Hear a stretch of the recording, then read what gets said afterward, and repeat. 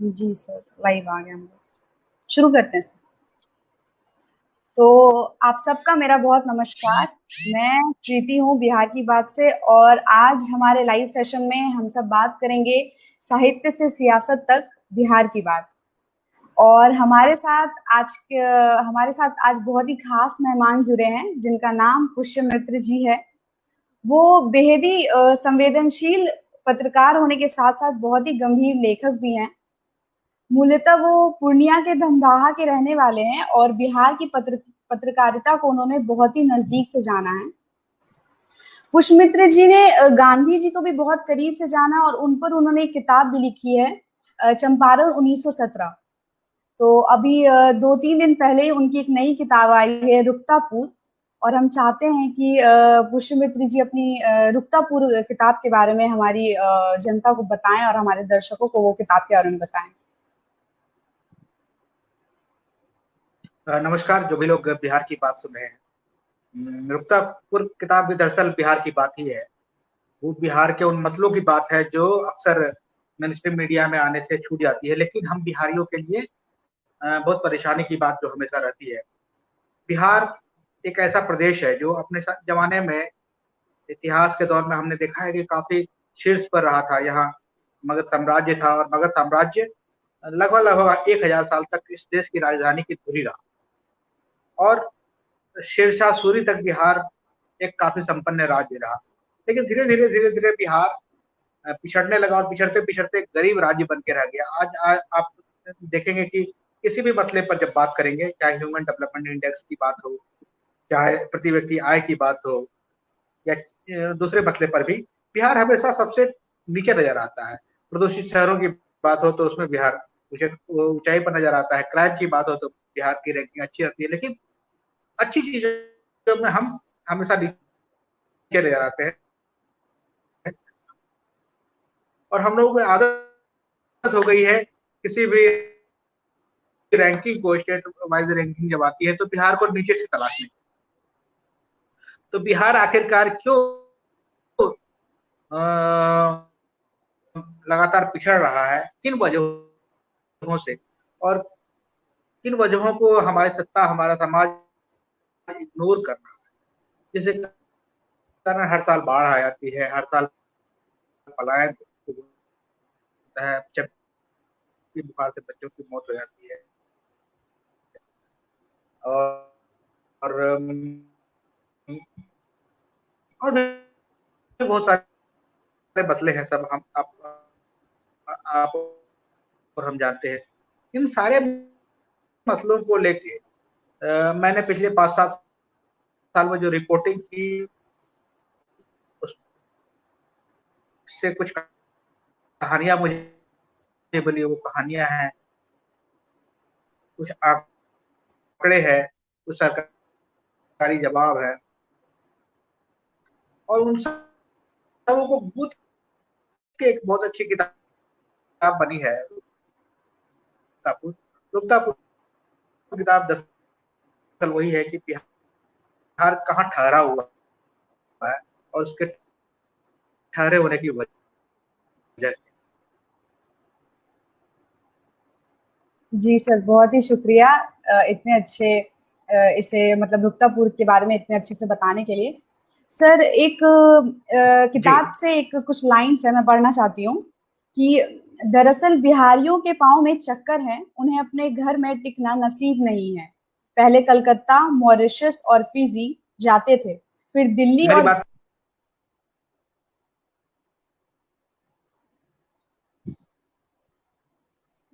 आवाज आ रही है सर?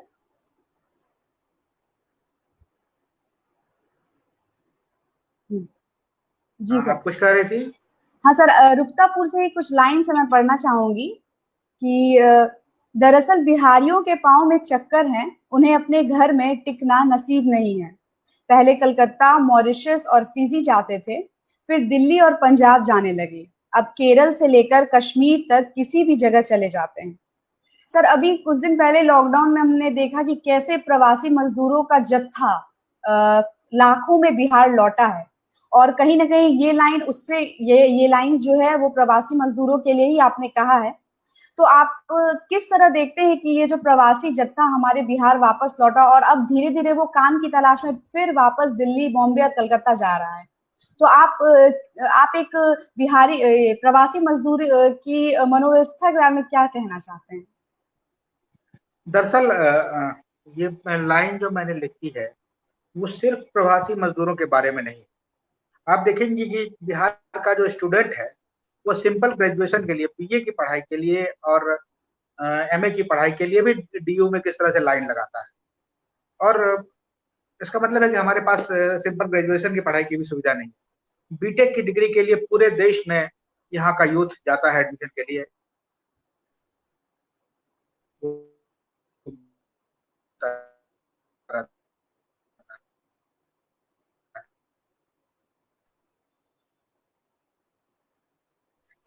या छोटी सी बीमारी हो जाए, किसी को हार्ट का प्रॉब्लम हो जाए, किडनी का प्रॉब्लम हो जाए, तो वो एम्स दिल्ली आता है, वेल्लोर। तो बिहारी हर काम के लिए बाहर जाते हैं। और लेकिन आपने ये सही कहा कि उसमें बड़ा हिस्सा है प्रवासी मजदूरों का। पिछले दिनों एक संस्था ने सर्वे भी करवाया था फरवरी में, उसकी रिपोर्ट आई थी, इंडियन इंस्टीट्यूट ऑफ पॉपुलेशन। उस संस्था ने जो सर्वे करवाया, उससे पता चला कि 90% बिहारी मजदूर, जो बिहारी लोग जो बाहर रोजगार करने के लिए जाते हैं, वो बहुत साधारण मजदूर होते हैं और उनको बाहर जाने के एवज में बमुश्किल 1 महीने का 2 से 2,500 रुपया ही मिल पाता है। आप समझ लीजिए कि बिहार से 2-2,500 रुपए के लिए भी लोग बाहर चले जाते हैं। उसमें ज्यादातर लोग 10वीं पास भी नहीं होते हैं। 80% लोग 10वीं पास नहीं होते हैं। इनकी ट्रेनिंग नहीं होती है।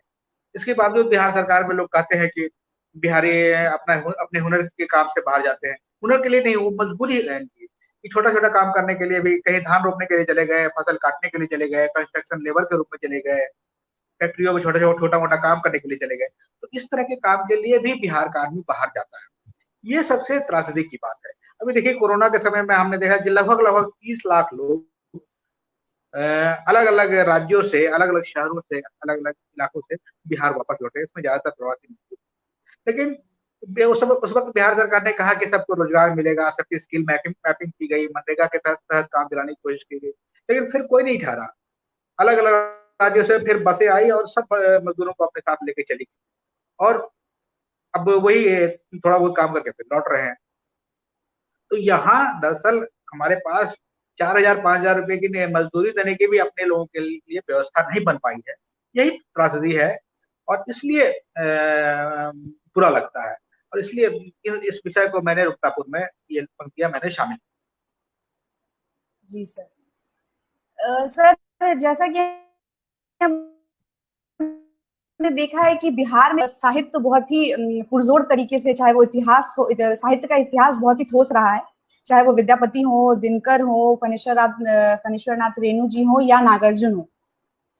तो सर, इतिहास तो बहुत ही ठोस रहा है बिहार में साहित्य का, लेकिन वर्तमान और आने वाले दिनों में आप बिहार में साहित्य की क्या छवि देखते हैं?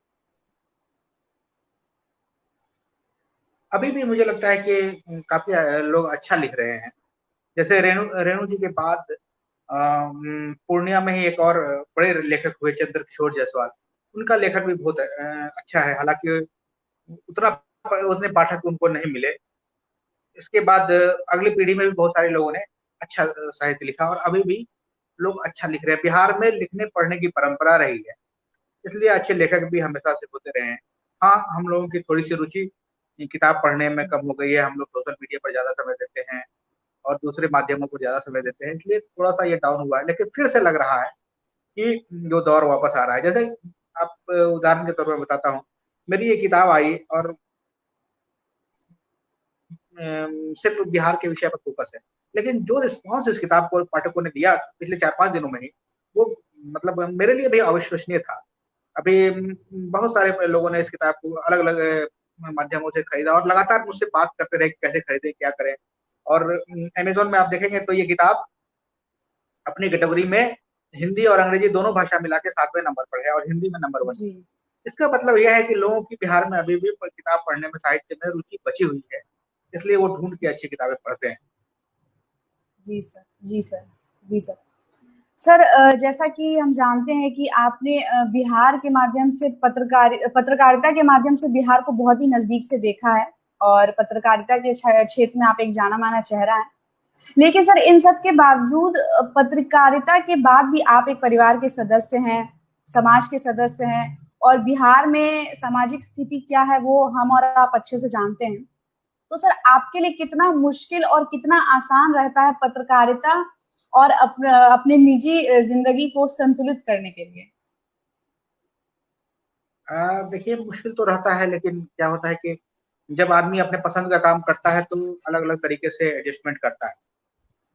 और जैसे कि अभी हम लोग बात कर रहे हैं, तो मेरा जो छोटा बेटा है वो दूसरे कमरे में है, उसकी माँ उसको संभाले हुए है। तो इस तरह की परिस्थितियां आती है। उसमें देखिए, हाँ, एक इंसान सिर्फ पारिवारिक आदमी नहीं रह सकता है, समाज के प्रति उसकी जिम्मेदारी, क्योंकि उस आदमी की रचना भी समाज से ही होती है। इसलिए जी समाज के प्रति जो अपनी जिम्मेदारी है उसका भी निर्वाह करना चाहिए और परिवार के प्रति जिम्मेदारी में भी कमजोर नहीं करना चाहिए। तो दोनों के बीच में संतुलन बनाने की जरूरत है। असली बात यह है कि आप क्या अपने पसंद का काम कर रहे हैं या मजबूरी में कोई काम कर रहे हैं। क्योंकि मैं अपनी पसंद का काम करता हूँ, इसलिए मैं कोशिश करता हूँ कि दोनों जगह तालमेल बैठे। जी सर। सर मैंने जितना आपको पढ़ा है अभी तक फेसबुक के माध्यम से, तो आप हमेशा एक बात कहते हैं कि लिखना चाहिए लोगों को, चाहे वो कागज पर हो, चाहे वो अपने फेसबुक वॉल पर हो, चाहे कहीं भी लिखना चाहिए। सर आज जैसा जमाना है, सोशल मीडिया का जमाना है, हर कुछ तुरंत ट्रेंड हो जाता है, ट्रेंड करने आसान हो गया है। लोग अगर चाह ले कुछ लिखना कुछ पढ़ना तो वो आजकल थोड़ा आसान है। तो सर आपको ऐसा क्यों लगता है कि लिखना क्यों जरूरी है, क्यों चाहिए लोगों को लेकिन लिखना? लिखना इसलिए जरूरी है क्योंकि कई बार लिखी हुई चीजें, अभी सोशल मीडिया के दौर में भी हम देख रहे हैं कि जो चीजें लिखी हुई है वो ज्यादा टिकाऊ होती है। अभी मेरे पीछे आप जो अलमारी देख रहे हैं, उसमें कई किताबें ऐसी भी है जो 100 साल 200 साल पुरानी किताब। लेकिन कल हमने सोशल मीडिया पर कौन सी डिबेट सुनी या कौन सी बात की या कौन सा गाना सुना, वो याद नहीं रहता है। कौन सा वीडियो देखा है वो याद नहीं रहता है, वो स्टोर भी नहीं रहता। और अगर कभी याद रहा तो फिर हम लोग उसको ढूंढ के देख सकते हैं, लेकिन कई बार स्किप भी कर सकता है। लेकिन जो किताबें हैं वो हैं, अभी भी हैं। अगर जब भी आदमी कोई पढ़ना चाहे तो वो पढ़ेगा। आज मान लीजिए कि आज अगर कोई आदमी आज के बारे में नहीं लिख रहा है, तो 50 साल के बाद अगर आदमी आज के बारे में समझना चाहेगा तो उसको उसके पास जो चीजें होंगी वो उपलब्ध नहीं होगी। लेकिन आज 100 साल पहले जो किताबें लिखी गई वो आज भी हमारा मार्गदर्शन करती है। जी रामचरितमानस कितने साल पहले लिखा गया, कबीर के दोहे कितने साल पहले लिखे गए, आपने विद्यापति को याद किया, कितने साल पहले लिखे गए। इनकी हाथ की लिखी हुई चीजें उपलब्ध नहीं है, छपी हुई चीजें उपलब्ध नहीं है, फिर भी ये है। इसलिए लिखना जरूरी है क्योंकि लिखी हुई चीजें लंबी उम्र तक बरकरार रहती है। अभी हमारे पास 3-3 हजार साल पुरानी किताबें हैं, लेकिन जो कल गाना हिट हुआ उसको 10 दिन के बाद लोग भूल जाते हैं। इसलिए लिखना बिल्कुल चाहिए। सर। जी सर। और हम देखते हैं कि बिहार में शिक्षा व्यवस्था बहुत ही जर्जर हालत में है, चाहे वो यूनिवर्सिटीज हो, चाहे वो कॉलेज हो, चाहे वो कॉलेज की लाइब्रेरीज हो। यहाँ के भी लाइब्रेरीज में किताबों की कमी नहीं है, बहुत ऐसे किताब हैं जो कि पुराने हैं और लाइब्रेरी में उपलब्ध भी हैं। लेकिन शिक्षा व्यवस्था इस स्तर पे है कि लोग लाइब्रेरी जो भी संसाधन मिला हुआ है पहले से उस पर ध्यान नहीं दिया जा रहा है। लाइब्रेरी अच्छी व्यवस्था में नहीं, अगर किताबें हैं तो किताबें खराब हो रही है, ना साफ सफाई, चाहे अगर उसका अगर कोई कंस्ट्रक्शन नहीं है वो देखने के लिए कोई नहीं है। तो क्यों ऐसा क्यों सर? क्योंकि अभी चुनाव है, अभी तो कोरोना की वजह से क्या हालात है पिछले 6 महीने में हम सब देख रहे हैं। लेकिन इन सब के बावजूद भी बिहार के चुनाव में कोई भी कमी नहीं रखी जा रही है, चाहे वो वर्चुअल तरीके से हो या किसी भी तरीके से हो, लोगों से मिलना हो, बात करना हो, कोई भी कमी नहीं रखी जाए। लेकिन अगर हम बात शिक्षा व्यवस्था की करते हैं, अभी कुछ दिन पहले आपको ये फाइनल ईयर की एग्जाम्स हुई हैं, जो भी पेंडिंग एग्जाम्स थी, और कॉलेजेस में पानी लगे हुए थे और बच्चे उसमें बैठकर एग्जाम दिए हैं। सर आप क्या क्या कैसे देख रहे हैं बिहार की शिक्षा व्यवस्था को? दरअसल हमारी प्राथमिकता ही है, हमारी सत्ता की प्राथमिकता ही अलग है। हम लोग उन चीजों पर फोकस नहीं करते जो हमारी पीढ़ी को आगे बढ़ाएगी। चाहे वो शिक्षा हो, चाहे वो स्वास्थ्य हो, ये दो बेसिक चीजें हैं। इस पर आदर्श यही है कि किसी भी सरकार को सबसे अच्छा काम करना चाहिए, क्योंकि यही हमारा फ्यूचर है। लेकिन आप देखेंगे कि हमारी सरकार, ऐसा नहीं है कि उनके पास पैसे की कमी है, उनका खर्च कहाँ हो रहा है। पटना में अगर कोई सभ्यता द्वार बन जाए, कोई बड़ा म्यूजियम बन जाए, म्यूजियम के बीच में सब सुरंग बन जाए, फ्लाईओवर बन जाए, इससे बिहार का भला नहीं होगा। लेकिन अगर यहाँ के कॉलेज बढ़िया हो जाए, वहाँ अच्छे शिक्षक हो जाए, स्कूल अच्छे हो जाए, वहाँ शिक्षक अच्छे हो जाए, वहाँ पढ़ाई की व्यवस्था अच्छी हो जाए, तो फ्यूचर अपने आप बिहार का बढ़िया होने लगेगा और धीरे धीरे रास्ता बढ़ेगा। लेकिन सरकार की जो अपनी प्राथमिकता है वो कंस्ट्रक्शन के काम में। अब देखिए बिहार में जो विकास की बात कही जाती है तो उसमें बताया जाता है कि सड़कें बहुत बेहतर हो गई, बिल्डिंग बहुत अच्छे अच्छे बने। तो वो तमाम काम जो एक ठेकेदार कर सकता है उसमें बिहार सरकार की रुचि रहती है, क्योंकि एक बड़े अमाउंट का ठेका होता है और उस ठेके में कमीशन पूरी होती है, तो उस पर ज्यादा ध्यान होता है। लेकिन एक शिक्षक की नियुक्ति होगी तो उसको वेतन देना पड़ेगा, और वेतन देने के बाद वो उसमें कोई लाभ नहीं है, इसलिए उधर सरकार का ध्यान नहीं रहता है। इसलिए आप देखते होंगे कि तमाम विपरीत परिस्थितियों में यहाँ बच्चे पढ़ते हैं और जो नहीं पढ़ पाते वो बाहर चले जाते हैं। ये असली वजह है। सरकार की प्राथमिकता में लंबा प्लान नहीं है, छोटे छोटे काम है कि उसको पैसा कमा लेना है, अगला चुनाव जीत लेना है, फिर से सरकार बना लेना है। टारगेट यही है। जी सर, अब अगर हम शिक्षा व्यवस्था से लेकर थोड़ा आगे बढ़े तो प्रोफेसर्स की तो कमी नहीं है, हमारी यूनिवर्सिटीज में बहुत प्रोफेसर्स हैं। लेकिन सर देखिए क्या होता है ना कि या गलती प्रोफेसर्स की भी है तो बच्चों की भी है। अगर प्रोफेसर्स कॉलेज आते हैं तो बच्चे उपस्थित नहीं है, और अगर बच्चे आते हैं तो प्रोफेसर्स नहीं है। तो इन्हें बकायदा हर महीने उनकी सैलरी तो मिल जा रही है, अच्छी खासी सैलरी मिल रही है। तो अगर प्रोफेसर्स नहीं समझेंगे, क्योंकि देखिए सर हर चीज में सरकार तो दखल नहीं दे सकती है। अगर सरकार ने नियुक्त किया है तो वो तो जिम्मेदारी प्रोफेसर्स की है कि वो अच्छे से शिक्षा दे, रेगुलर क्लास करवाएं। तो क्या कमी है सर, क्यों क्यों प्रोफेसर्स और बच्चों के बीच में क्यों नहीं शिक्षा ठीक से चल पा रही है, क्यों ऐसा क्यों हो रहा है सर हमारे बिहार के शिक्षा व्यवस्था में? देखिए ये कहने की बात अच्छी बात है कि सरकार ने प्रोफेसर की, ऐसा ऐसा नहीं है कि प्रोफेसर हर जगह बहुत ज्यादा होते हैं। अभी भी पोस्ट खाली है तभी वैकेंसी निकली, एक सवाल। दूसरी बात की होता क्या है कि किसी भी ऑर्गेनाइजेशन की बेहतरी तभी होती है जब वहाँ का टॉप पर बैठा हुआ व्यक्ति उसके बदलाव को लेकर बहुत पॉजिटिव है। तो अगर बिहार की सरकार के टॉप पर बैठा हुआ व्यक्ति उस दिशा में देखेगा तो अपने आप जो भी प्रोफेसर हैं वो ठीक काम करेंगे। अगर वो व्यवस्था ऊपर से सुधरेगी तो नीचे अपने आप सुधार आएगा, पहली। दूसरी बात, अभी भी जो चंद प्रोफेसर अच्छा पढ़ाते हैं, आप देखिएगा कि उनके क्लास में भीड़ रहती है। अपने आपके संस्थान में कोई ना कोई ऐसा व्यक्ति जरूर होगा जो ठीक ठाक पढ़ाता है, और उसके क्लास को अटेंड करने के लिए स्टूडेंट अपने आप आए। स्टूडेंट आजकल एक अलग तरह के मेंटल प्रेशर को झेल रहा है। उसके माँ बाप उसे हमेशा हमेशा चाहते हैं कि कोई अच्छा कैरियर उसको मिल जाए, अच्छा कैरियर मिल जाए, और उसको कैरियरिस्टिक अप्रोच से पढ़ाना चाहते हैं। और कैरियरिस्टिक अप्रोच की जो जरूरत है उसकी पूर्ति उसको कॉलेज में नहीं होती है, इसलिए वो कोचिंग की तरफ जाता है। और लक्ष्य है हमारा आनंद फानंद में किसी तरह से कोई बढ़िया नौकरी मिल जाए। लेकिन ज्ञान प्राप्त करना अभी लक्ष्य हम लोगों का नहीं। तो दोनों तरफ का बैलेंस होना चाहिए, करियर भी बने और ज्ञान की प्राप्ति भी। पहली बात। दूसरी बात की जो लोग अच्छा पढ़ाते हैं उनके यहाँ अभी भी भीड़ है, चाहे कोचिंग में हो चाहे कॉलेज में हो। तो अच्छा करने की जरूरत है, तो छात्र अपने आप जाएंगे। छात्रों को भी बहुत ज्यादा दोष नहीं दिया सकता है। और सबसे जरूरी है कि टॉप लेवल पर से व्यवस्था को ठीक करने की कोशिश की जाए। अगर लाख 1.5 लाख रुपए सैलरी पाने वाले प्रोफेसर हैं तो क्यों अच्छा क्लास नहीं लेंगे, क्यों तैयारी करके अपने क्लास में नहीं आएंगे और बच्चों को नहीं पढ़ाएंगे। कॉलेज की व्यवस्था क्यों बेहतर नहीं होगी जब इतने सैलरी सबको मिल रही है। और इसको इसको क्यों कंट्रोल नहीं करेगा का हमारा प्रशासन, हमारा राजभवन जो इन सारी चीजों को मॉनिटर करता है, विश्वविद्यालय प्रशासन जो है जो इसको मॉनिटर करता है, कॉलेज के जो हेड है, ये लोग क्यों ऐसी चीजें होने दें। ये होने दे रहा है तभी हो रहा है। अगर कोई कॉलेज कोई यूनिवर्सिटी एक ग्रेजुएशन की डिग्री 5 साल में दे रहा है तो हम विद्यार्थियों पर कैसे दोष दे सकते हैं कि वो वहां नहीं जा रहा है। वो आखिर क्यों बिल्कुल। जाए 5 साल की डिग्री। अगर कॉलेज में सिर्फ परीक्षा की घोषणा हो और रिजल्ट की घोषणा हो, इसी व्यवस्था में रहे, पढ़ाई नहीं हो, तो हम छात्रों को कितना दोष दे सकते। तो बिल्कुल। दोष अल्टीमेटली मुझे लगता है कि टॉप लेवल का है, वहाँ ऐसा माहौल नहीं है जहाँ माहौल है वहाँ चीजें ठीक होने लगती है। आप देखिए दिल्ली में स्कूलों की व्यवस्था सुधारने के लिए आम आदमी पार्टी सरकार ने कोशिश की, तो धीरे धीरे धीरे धीरे एक मंत्री के कोशिश से सारी व्यवस्था ठीक हो गई। तो इस तरह की जरूरत है। जी सर।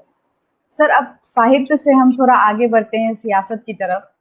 अभी चुनाव की तारीखें निकल चुकी हैं कि रिजल्ट कब है वो भी पता चल गया है।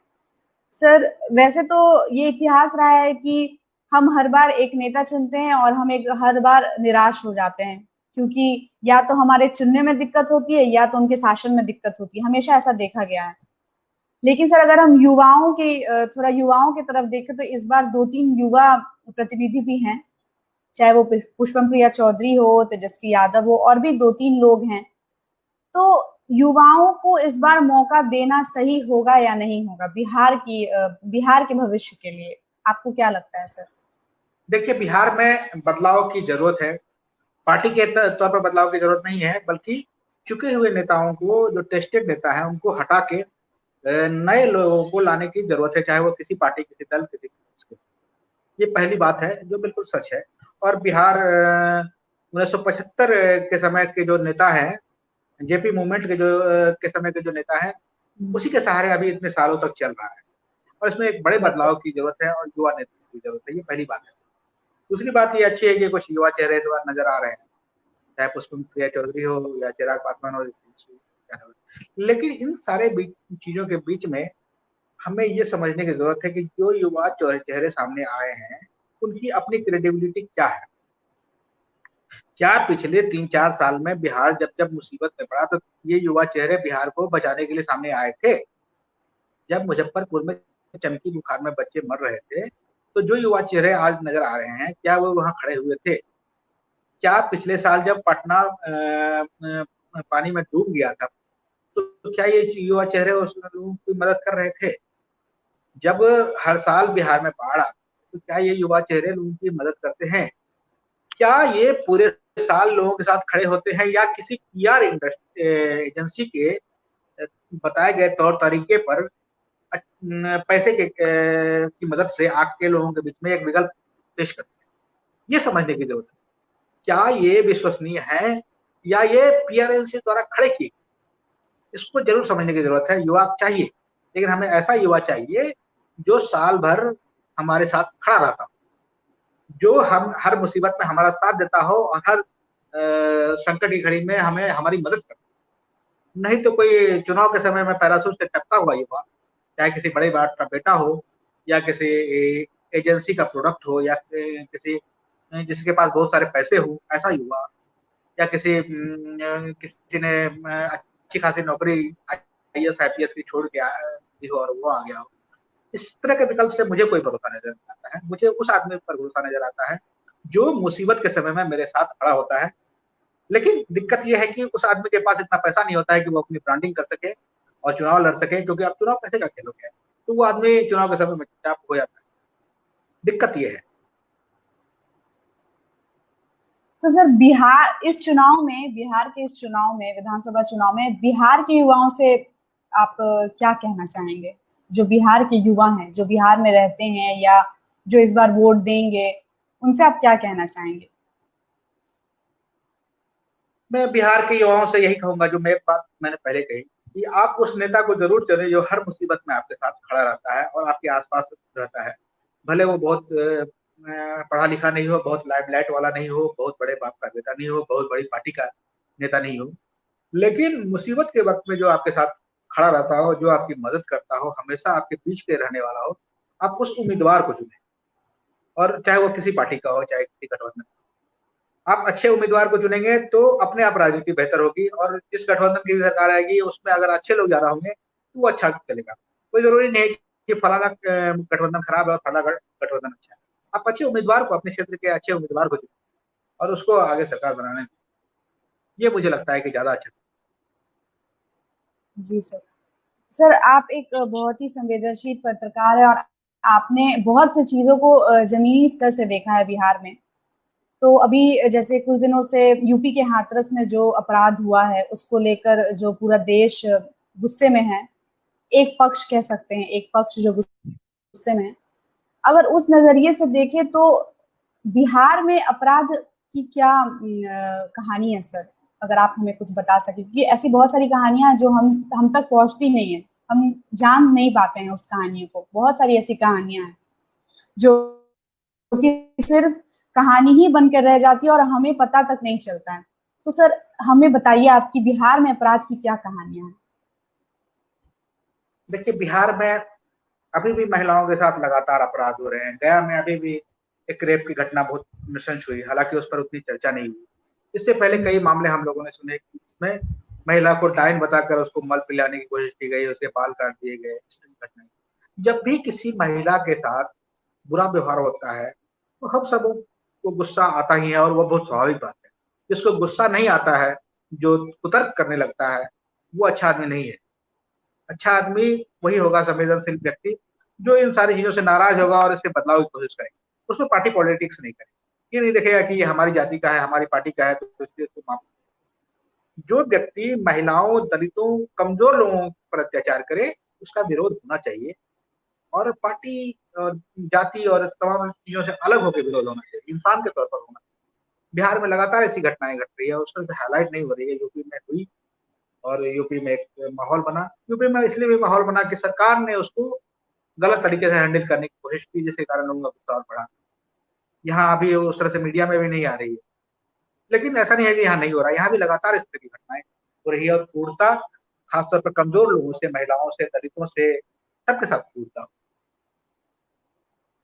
जी सर। और हम देखते हैं कि बिहार और यूपी में, बिहार और उत्तर प्रदेश में जातीय तौर पर बहुत ही भेदभाव किए जाते हैं हर जगह। चाहे वो साहित्य की तरफ देखिए, चाहे वो शिक्षा व्यवस्था में देखिए, हर क्षेत्र में जातीय जातीय तौर पर बहुत ही भेदभाव किए जाते हैं। और ये कहीं ना कहीं हमारे सिस्टम को खोखला ही कर रहा है, ये बढ़ने नहीं दे रहा है। बहुत से ऐसे प्रतिभाओं को जाति के कारण जो है रोक दिया जाता है और वो बढ़ नहीं पाते हैं।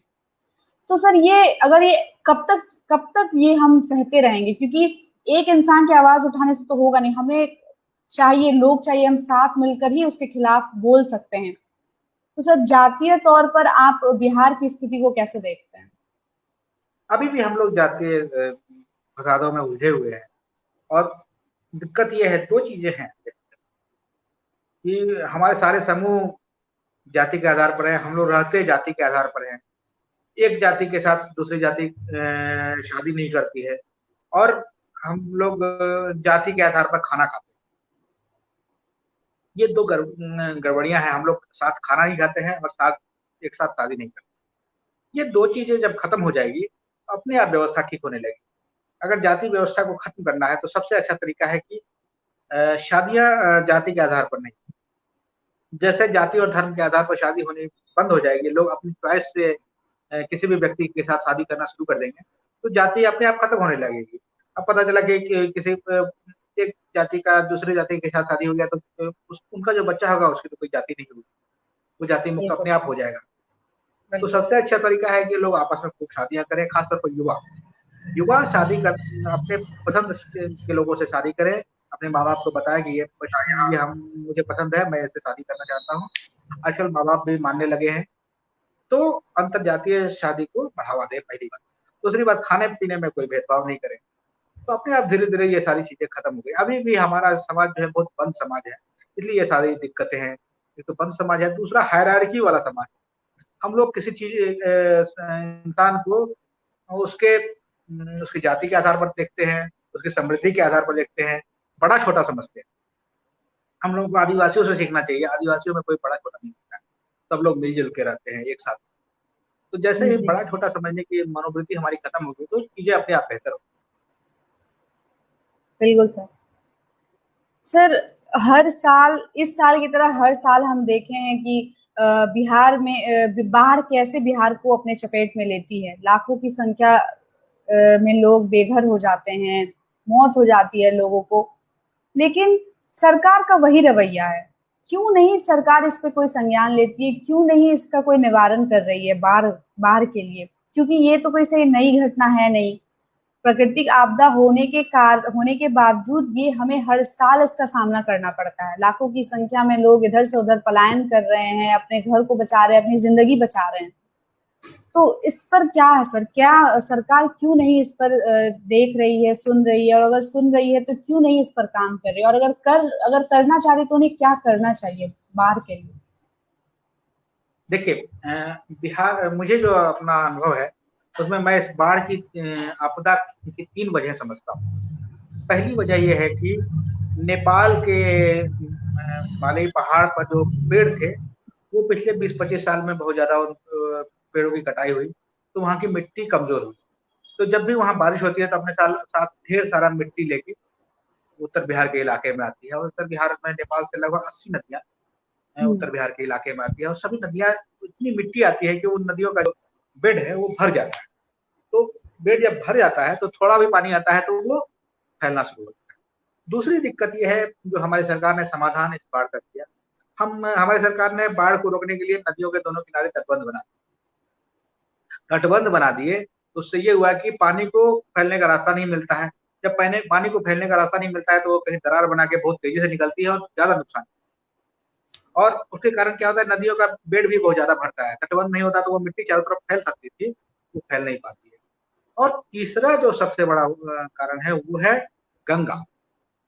उत्तर बिहार की तमाम नदियां, या बिहार की तमाम नदियां अंततः गंगा में जाके मिलती है, और गंगा में जब मिलती है तो गंगा के पानी को बहने का रास्ता चाहिए। गंगा में जब इतना पानी आता है बारिश के दिनों में, तो उसको बह के समुद्र में मिलने का रास्ता चाहिए। उस रास्ते को फरक्का बराज बना के बंद कर दिया गया है। ये बात सब लोग जानते हैं, लेकिन इन तीनों चीजों में बदलाव करने की कोशिश नहीं करते हैं। हम लोग नेपाल से बात करते हैं तो वहां डैम बनाने की बात करते हैं। हाँ, हमारा मीडिया समझता नहीं होगा, नेपाल पानी छोड़ता है, जबकि नेपाल पानी नहीं छोड़ता है। हमें नेपाल से बात करना चाहिए कि आप हिमालय में पेड़ों की कटाई को बंद करें और वहाँ पेड़ों को ज्यादा से ज्यादा लगाएं, पहली बात। दूसरी बात, हम लोगों को सोचना चाहिए कि तटबंध जो नदियों के किनारे बनाए गए हैं, वो पॉलिसी ठीक है या गलत है। अगर गलत है तो उसको हटाया जाए, क्योंकि तटबंध की सुरक्षा के लिए हर साल 600 से 700 करोड़ रुपए खर्च होता है, जबकि उसका कोई फायदा नहीं है। और आंकड़े बताते हैं कि जब बिहार आजाद हुआ था उस वक्त बहुत कम इलाके में बाढ़ आते थे, क्योंकि तटबंध कम थे। और जैसे जैसे तटबंध बढ़ता चला गया, बिहार में बाढ़ पीड़ित क्षेत्र की संख्या का क्षेत्रफल बढ़ता चला गया। पहले 25 लाख हेक्टेयर था, अभी भी लगभग 72 लाख हेक्टेयर हो गया, मतलब 3 गुना हो गया, क्योंकि तटबंध हमने तटबंध को बढ़ाया, आकार को बढ़ाया।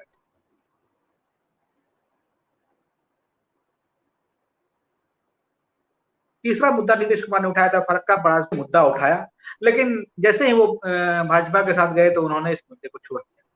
फरक्का बराज के बारे में जल्दी से जल्दी कोई फैसला लेने की जरूरत है, क्योंकि फरक्का बराज के कारण बाढ़ की स्थिति और खराब हुई, क्योंकि गंगा के पानी को बहाने का बारिश में रास्ता नहीं मिलता, और नदियों का पानी जो कोसी और दूसरी नदियां हैं वो गंगा में नहीं मिल पाती है, बल्कि कई बार वापस लौट। बिल्कुल सर। सर, ये तो बातें हुई, साथ ही अभी पत्रकारिता बहुत ही जल्दी से आगे बढ़ रहा है और बदलाव भी देखने को मिल रहे हैं। आजकल बहुत सारे युवा हैं जो कि सिर्फ लैपटॉप के सामने नहीं बैठकर, बल्कि वो जमीनी स्तर से पत्रकारिता करना चाह रहे हैं और कर भी रहे हैं, लेकिन संसाधनों की कमी के कारण उन्हें बहुत परेशानियां हो रही है। मतलब लगभग कह सकते हैं कि वो सिर्फ जुगाड़ के बेसिस पर ही पत्रकारिता कर रहे हैं और अच्छी रिपोर्ट हमारे सामने रख भी रहे हैं। सर, ऐसे युवा जो कि जमीनी स्तर पर पत्रकारिता कर रहे हैं, बिना संसाधन के, बिना किसी साधनों के, उनके लिए आप क्या कहना चाहते हैं?